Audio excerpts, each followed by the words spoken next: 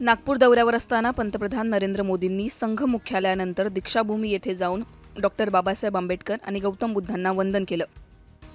यानंतर अभिप्राय वहीत आपला अभिप्राय देत त्यांनी विशेष संदेश दिला.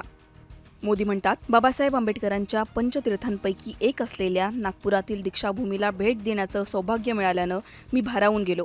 या पवित्र स्थानाच्या वातावरणात बाबासाहेबांची सामाजिक समरसता, समता आणि न्याय या सिद्धांतांचा सहज अनुभव होतो.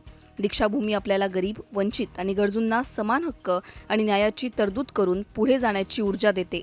मला पूर्ण विश्वास आहे की या अमर काळात आपण बाबासाहेब आंबेडकरांच्या शिकवणी आणि मूल्यांचं पालन करून देशाला प्रगतीच्या नव्या शिखरावर घेऊन जाऊ. विकसित आणि सर्वसमावेशक भारताची निर्मिती हीच बाबासाहेबांना आपली खरी श्रद्धांजली असेल. मोदींनी लिहिलेला अभिप्राय आता चर्चेचा विषय बनलाय.